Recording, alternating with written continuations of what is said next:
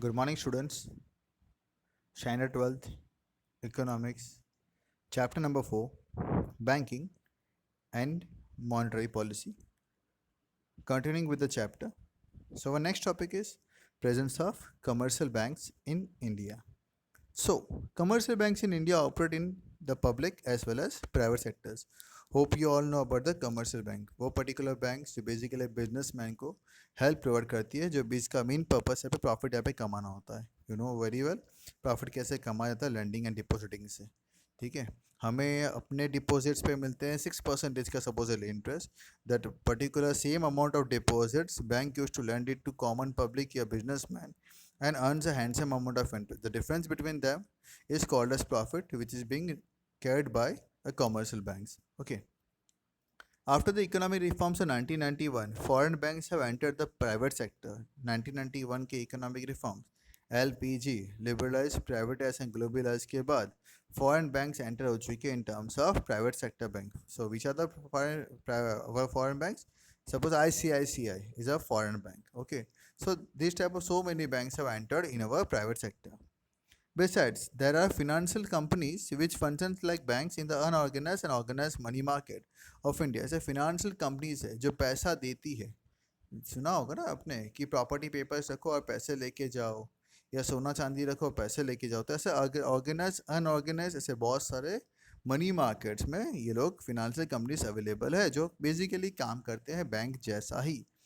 And there also is the existence of cooperative banks भी available यहाँ पे है. But by the official definition of bank in India only those companies which are listed in the second schedule of RBI act 1934 are established accordingly are called scheduled banks. जिसने भी as per the second schedule of RBI Act 1934 के हिसाब से अपने आप को register करवा के रखा है, they are called as scheduled banks and they are only called as the real banks. All rules and regulation of the Reserve Bank of India apply to this bank. सारे रूल्स रेगुलेशन जो भी है RBI की तौर से, central bank की ओर से, वो सब इसको फॉलो करने पड़ते हैं. So which are the scheduled banks? Commercial banks and cooperative banks. So commercial banks, in that public sector commercial banks, private sector commercial banks, foreign or multinational you can say banks working in India, regional rural banks RRBs. The above chart gives a classification of scheduled banks. Okay, you have to remember this. So now coming to the topic, central bank. There exists a central bank in all the countries of the world. As you all know, India is also having a central bank. What does a central bank do? ठीक है, उसका काम क्या होता है, अपने under जितनी banks है, शेड्यूल बैंक जितनी भी है, कोई भी बैंक यहाँ पे है, उसका काम कैसे होता है, उसको manage, which manages, evaluates and regulates the banking activities in the entire country. Besides the central bank protect the interest and right of the customers. ये भी ध्यान रखते हैं कि बैंक का भी फायदा हो और कस्टमर्स का भी फायदा हो, of the customers of various banks end of the general public का भी ध्यान यहाँ पे रखा जाता है. RP Kent defines the central bank as the institution charged with the responsibility of managing the expansion and contraction of the volume of money. एक institution जिसको यहाँ पर responsibility यहाँ पे देखिए रखिए, expansion contraction of volume of money in the interest of general public welfare. साथ में ध्यान ये भी रखा जाए कि general public का welfare यहाँ पे होता है. Hence central bank is the apex bank of the country. इसको बोलते हैं apex bank भी, which function whose function is to aid help कर सके, रेगुलेट कर सके and promote the entire money market, और मनी मार्केट को यहाँ पे कंटिन्यू यहाँ पे कर सके, प्रमोट कर सके आगे, and the banking sector as well as to maintain the monetary of financial stability for overall economic good of the nation. साथ साथ में ये भी ध्यान यहाँ पे रखा जाता है किस तरीके से कि भाई मॉनिटरी या फिनेंशियल स्टेबिलिटी मेरी कंट्री के अंदर रहे, जाकि मेरी कंट्री का conditions always one of the bestest यहाँ पे रहे in terms of money. Okay, mobilization of money have has several macroeconomic implications which impact economic growth. Mobilization of money, पैसा जो यहाँ से वहाँ ट्रांसफ़र यहाँ पे होता है, ठीक है, इसके काफ़ी इम्पैक्ट यहाँ पे अपनी कंट्री की इकोनॉमिक ग्रोथ एंड डेवलपमेंट के ऊपर भी.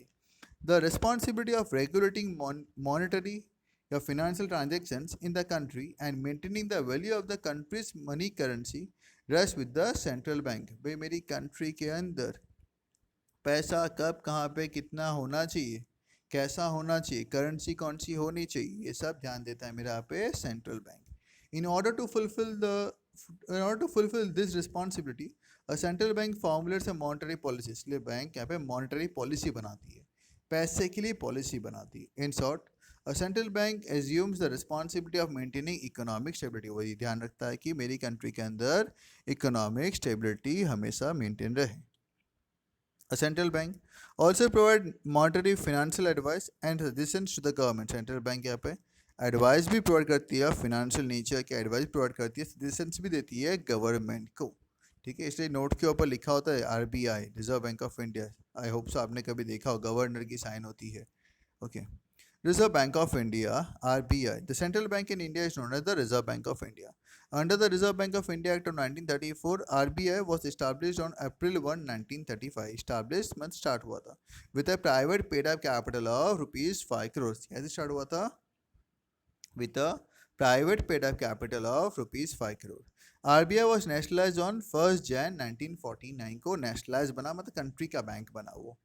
RBI is the apex of India. RBI को मानते हैं apex of India, which supervises and regulates the entire banking sector as well as formulates the monetary policy of India. तो supervise RBI करता है, regulate करता है पूरे banking sector all over country के अंदर कि कौन सी बैंक क्या कब कैसे करनी चाहिए. इवन द मॉनेटरी पॉलिसी के हिसाब से काम हो रहा है कि नहीं हो रहा वो चेक करता है. Functions of RBI. So as the apex bank of India, the RBI perform the function as number one. First of all, monetary function. In that, number one, currency issue. RBI के पास soul right है कि currency notes वो issue कर सके starting from ₹2 से above तक. ₹1 की currency note या currency coin basically finance ministry of government of India करती है, but the distribution of ₹1 note है करेंसी नोट जो भी होता है वो RBI डिस्ट्रीब्यूट करता है. बनाता है कौन? Issued by finance ministry of government बनाता है ₹1 की नोट और कॉइन्स. ठीक है, ₹2 से सब कुछ, ₹2 की नोट से सब कुछ, जितने भी हाई डेफिनेशन के नोट्स यहाँ पे है, ओके, हाई डिनोमिनेशन के नोट्स यहाँ पे जो भी है वो सारे बनाता है मेरा यहाँ पे RBI. Okay. And currency note is done by RBI as the agent of the government of India. As a government of India के बिहाफ पे RBI वो काम यहाँ पे करता है. So number second is banker to the government. The RBI is a banker, adviser and agent of the central government. RBI को बोलते हैं बैंकर भी है, एडवाइज़र भी है और एजेंट भी है सेंट्रल गवर्नमेंट का और सारे स्टेट गवर्नमेंट्स का भी, बिकॉज ये मॉनेटरी पॉलिसी बनाता है कि कब कहाँ पे कैसे होना चाहिए, तो वो तो हर गवर्नमेंट को फिर फॉलो करना ही पड़ेगा. It manages government bonds, government accounts, currency coins and notes of ₹1 and also provide loan to the government. और साथ में गवर्नमेंट को लोन भी प्रोवाइड यहाँ पे करता है. That's why it is called as banker to the government. Banker means बहुत हेल्पफुल, तो गवर्नमेंट को भी हेल्पफुल होता है. Banker's bank and lender of the last resort. Banker's bank it's a helpful bank you can say, और lender of the last resort. किसी के पास नहीं तो चलो RBI के पास चलते हैं. The RBI is a banker and regulator of all the scheduled banks in the country. RBI जो है एक बैंकर मानते हैं और रेगुलेट करता है सारे शेड्यूल बैंक जितने भी अपनी कंट्री के अंदर उनको. It manages the cash reserves of the bank. Her bank के पास कितना मिनिमम बैलेंस अपने पास होना चाहिए हमारे डिपॉजिट्स का वो देखता है.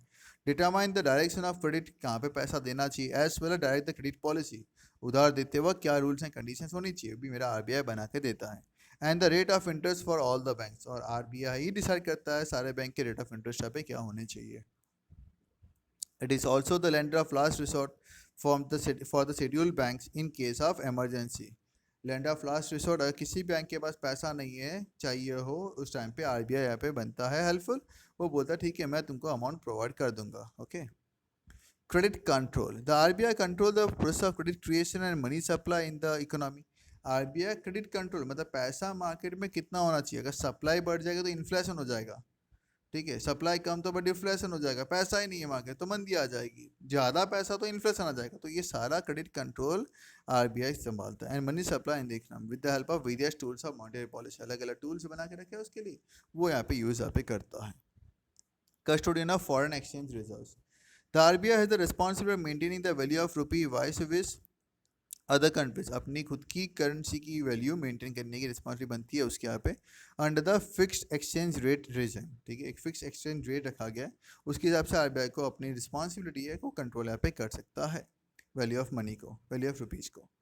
Under free exchange rate system where exchange rate determined by the market, RBI maintain the value of Indian currency. Under free exchange rate system के अंदर यहाँ पे एक्सचेंज रेट डिटरमाइन करता है मेरा मार्केट कि एक $1 के सामने कितना होगा, 70, 75, 72 कितना होगा वो मार्केट डिसाइड यहाँ पे करते हैं. RBI मेंटेन करता है the value of Indian currency by buying and selling foreign exchange. RBI क्या करता है, मेंटेन करता है अपनी value of money, currency maintain करता है वैल्यू ऑफ कैसे? By buying and selling foreign exchange in the open market as and when required. जब उसको लगता है कि बेच देना चाहिए तो तब वो फॉरेन मार्केट में अपने शेयर्स बेच देता है। ठीक है, फॉरेन एक्सचेंज बेच के पैसे कमा लेता है और फिर अपने आप को मॉनेटरी पॉलिसी के वजह से कंट्रोल यहाँ पे कर लेता है। The RBI is also the custodian of Indian reserves of foreign currency. RBI को मानता है कस्टोडियन भी। जितने फॉरेन करेंसी एक्सपोर्ट से मुझे मिलते होंगे, ठीक है, वो सब आरबीआई के पास मेंटेन यहाँ पे होते हैं।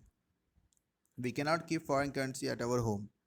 It also administers foreign exchange reserve by checking the inflow और आउटफ्लो ऑफ फॉरेन एक्सचेंज। वो ये भी ध्यान यहाँ पे रखता है फॉरेन एक्सचेंज रिजर्व्स का कि मेरे पास कितने फॉरेन एक्सचेंजेस अवेलेबल है, सो दैट वो कितना इनफ्लो आउटफ्लो यहाँ पे हो रहा है उसका भी हिसाब उसके पास हमेशा अवेलेबल यहाँ पे होता रहता है। So what are the non-monetary functions? So number one is regulatory and supervisory function. RBI supervise करता है functioning of the entire financial and money market को, which includes branch expansion हो, method of working of scheduled banks कैसे काम कर रही है, working of non-banking finance companies कैसे काम यहाँ पे करती है, and cooperative banks कैसे यहाँ पे काम यहाँ पे करती है. And number two, promotional function. Even today there are many people in India who do not hold a bank account. ठीक है, अब ये तो पहले लिखा हुआ है, अब तो जन धन योजना के अंदर ये सब हट चुका है। Each one of the Indians are having the bank account the depend on unorganise money market for the entire credit needs. वो पहले बैंक अकाउंट में तो क्या करना था भाई, अनऑर्गेनाइज मनी मार्केट थे, साहूकार मुल्तानीस लोग, ठीक है, ये रख के ये रख के पैसा लेके जाओ, सोना चांदी रखो पैसा लेके जाओ, they are called the unorganise market for the entire credit needs. Make business related payments in cash as other by than by checks, owing to which it is difficult to know the exact value of transaction taking place in the country. पर in terms of money deal करते थे, check से काम करे तो bank को information मिल जाओ, सब लीगल हो, वो तो होता नहीं था। तो एग्जैक्ट वैल्यू ऑफ मनी यहाँ पे, वैल्यू ऑफ ट्रांजेक्शन यहाँ पे कितनी है जानना थोड़ा डिफिकल्ट बनता था। It become difficult to ascertain the exact value of money और arrive at the actual figure of national income. Country की इनकम पता चलती नहीं थी, जो शायद तक आज भी कहीं ना कहीं पे चलता है। ठीक है, बिल लोगे तो आपको 900 रुपये देने पड़ेंगे, बिल नहीं लोगे तो 700 रुपये पड़ेगा। ठीक है, तो ऐसे बहुत सारे आपके लाइफ में भी केसेस आ चुके होंगे and you are already experience with that.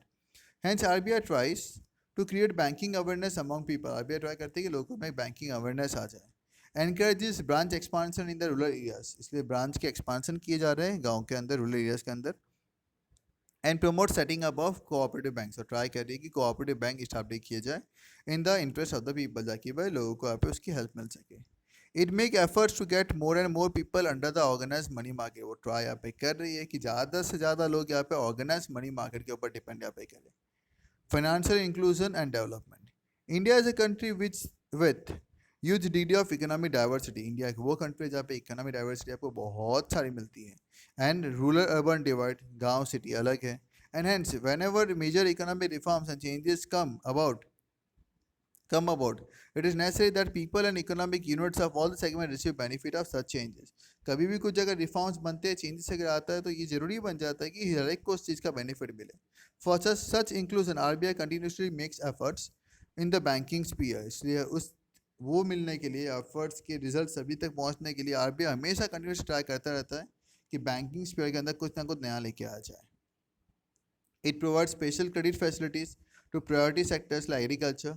वो क्रेडिट फैसिलिटीज प्रोवाइड यहाँ पे करता है अलग से ही एग्रीकल्चरिस्ट के लिए, मतलब फार्मर्स के लिए, स्मॉल स्केल इंडस्ट्रीज वालों के लिए, सेल्फ एम्प्लॉयड पीपल के लिए, traditional and cottage industries etcetera, उनके लिए भी एक हेल्प प्रोवाइड यहाँ पे की जाती है। It also make effort to increase information flow. ये ट्राई भी करते हैं किस तरीके से इंफॉर्मेशन मिल सके या जा सके। And hence awareness regarding banking among the masses, और बैंकिंग से क्या बेनिफिट यहाँ पे हो सकता है, आरबीआई उसकी अवेयरनेस के लिए भी अलग अलग प्रोग्राम्स यहाँ पे ऑर्गेनाइज यहाँ पे करते होंगे। In the present times RBI manages the prime minister Jan Dhan योजना, जैसे मैंने आपको स्टार्टिंग में बताया। ठीक है, अब यहाँ पे पीएम ने यहाँ पे जनधन योजना बना, जिसके अंदर हर एक के पास बैंक अकाउंट होना कंपलसरी बन चुका है। RBI also work towards protecting the interests and rights of the customers। ये भी ध्यान रखती है, कस्टमर्स को प्रोटेक्ट करती है, इनके राइट्स मेंटेन करती है, उनके बेनिफिट के लिए आरबीआई यहाँ पे बड़ी अवेलेबल है। It publishes all types of banking related information, जो भी इंफॉर्मेशन यहाँ पे चाहिए होते हैं, statistics as well as experts, data भी अवेलेबल है, एक्सपर्ट्स भी अवेलेबल होते हैं, articles, in order to promote research, ताकि और भी कुछ नया लेके आ सके बैंकिंग सेक्टर के अंदर related to banking and monetary improvement in the country. On the RBI website, people can get free access to such information, RBI की खुद की वेबसाइट के अंदर हमको जो भी एक्सेस करना, जो भी चेक करना है वो मैं फ्री हूँ, साइट फ्री है, जब भी जाके ओपन ऐप करके सब इन्फॉर्मेशन किसी बैंक के बारे में या रूल्स रेगुलेशन के बारे में आप यहाँ से ले सकते हैं। ठीक है, so our next topic is my monetary policy, it will be conducted in the next lecture. Thank you.